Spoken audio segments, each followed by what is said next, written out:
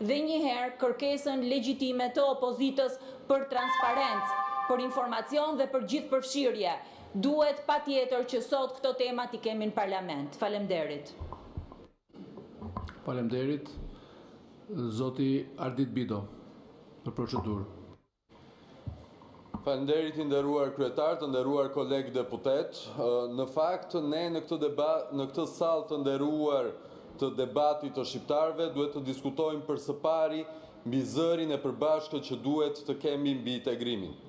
Dëgjuam pak më parë që të flitet për subvencionime në bujqësi. Është për të thënë fakti se në 8 vite të qeverisjes Partisë Demokratike, shuma totale e skemës kombëtare nuk krahasohet me shumën e një viti si vjet.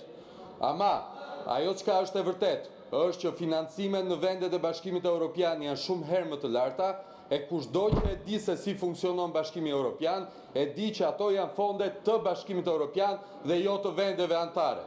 Prandaj shumë thelbësore, objektivi i vendosur nga ky kuvend këtë vit, që ne në vitin 2030 të jemi anëtar me të drejta të plota në Bashkimin Evropian. Po pse është e rëndësishme që ne të flasim për integrimin?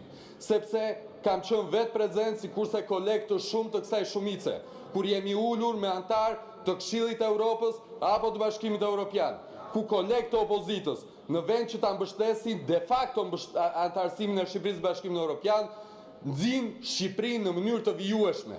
Kërkojnë nga Këshilli i Evropës që ne të kthehemi pasi e nxorëm Shqipërinë nga monitorimi për herë të parë në 30 vjet, kërkojnë që ta rikthejnë Shqipërinë monitorim. Kam dëgjuar kolegë të opozitës që duke folur me vende anëtare të Bashkimit Evropian të kërkojnë ndërprerjen e negociatave dhe jo të kërkojnë që fermerët shqiptar të marrin subvencionimet siç i marrin në Gjermani, siç i marrin në Francë, duke antarësuar Shqipërinë Bashkimin Evropian. Këtë debat duhet të bëjmë në këtë kuvend. Faleminderit. Zoti Berisha, replik.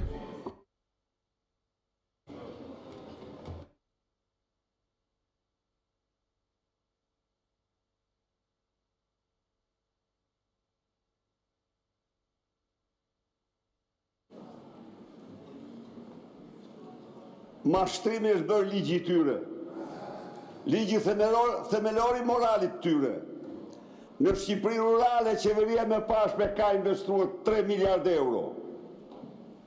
Dhe ka ndryshuar në kulturën më tradicionale të zonës fushore kodrinore të Shqipërisë ullit nga 4 milion që vinë nga kohë Skënderbeut në 11 milion rrëj. Si që bëni do të kur. Së dyti, smatëm me vendet e Bashkimit Evropian, dhe kjo është e drejtë, smatëm i do të. Po vetëm për Kosovën duhet të rikujtoj këtu. Kosova ka ndarë këtë vit 200 milion euro për bujqësi. 200 milion euro për bujqësi. Kosova ka ndarë 4 herë më shumë se Shqipëria. Kosova jep për 1 hektar grur $400 euro. Kosova jep për 1 hektar grur për plerat 100-150 euro për plehrimin. Jep për faren, jep për naftën. Pra, jo të krahasohemi me Gjermaninë, jo, as me Francën, as me Italinë. Po me Kosovën pomor, Kosova ka gjysmen, ka gjysmen e buxhetit ton, 4 miliard euro. Po që jeni morë kështu kaq të mirë, që ngri bëri papagallin e një hajduti që po shkatron vendin apo jo. Si është kjo puna juaj? A keni ndjeja ju? A jeni shqiptar? Po ti do t'jesh i pari, sepse ata fermerët e Vurgut, e Jugut,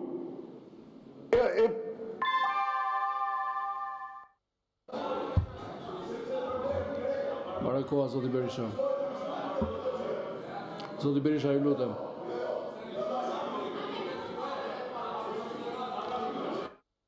Përfundoni, ju lutem. Një fjalë. Nuk është fjala këtu, është fjala për Kosovën, për Maqedoninë, për Malnezi.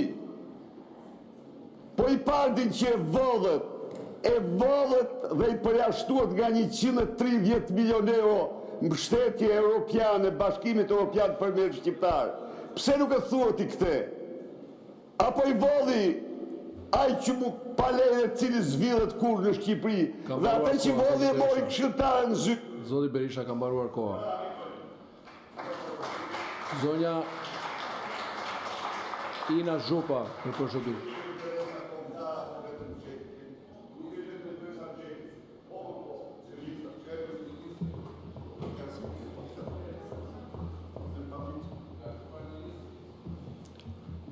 Ndjes ministri ka kërkuar fjalën, zonja Zhupa, një ndryrje. Zoti Salla. Faleminderit, kryetar. Fjalës. Për fermerët shqiptar është një skem e cila e kemi përafruar me Bashkimin Evropian. Është një skem e cila është nga buxheti i shtetit 52 milion euro në rritje nga viti i kaluar dhe përveç kësaj kemi një minimum 15 milion euro të vendosur për 10% e kompensimit të çdo fature të cilën ai që punon tokën do të marri kompensimin në çdo produkt bujqësor. Dhe kjo shkon midis 45 deri në 50 milion euro si mas llogarive tona.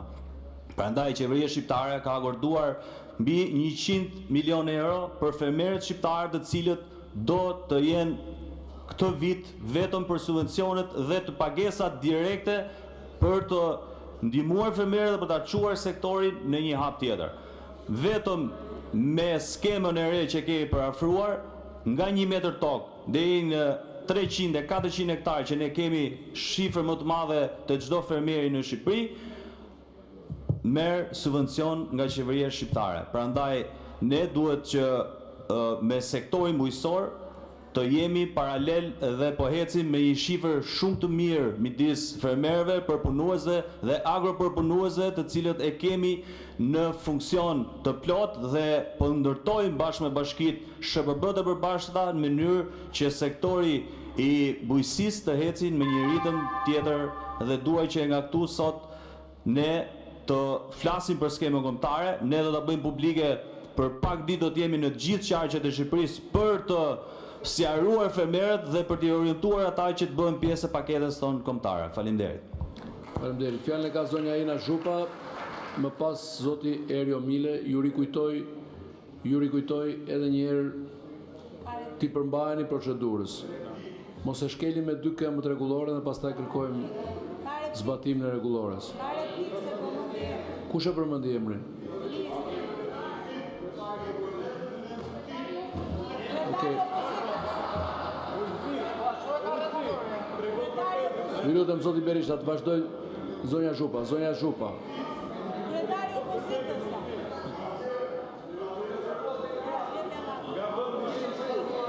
Replik zoti Berisha. Po, nuk them direkt me nënkumtim. Tani le të gjej një vend të vetëm në Bashkimin Evropian që ka hequr subvencionin e naftës. Absolutisht asnjë vend. Ja u them unë ju, vendet në Bashkimin Evropian ndahen në 3 grupe. Ato që bëjnë subvencion maksimal, ato që bëjnë subvencion mesatar dhe ato që bëjnë subvencion me të ulët. Këtë vit, Gjermania që bënte subvencion mesatar, kaloi në subvencionin maksimal. Pra, se kush, se e bëj famshëm, se merita jote më e madhe se futa dhe dosat në shpërblim. Mirë ke bëj që i fut. Nuk them jo, shumë mirë, shumë mirë. Po, nuk është vetëm dosa, ajo që duhet fermerëve.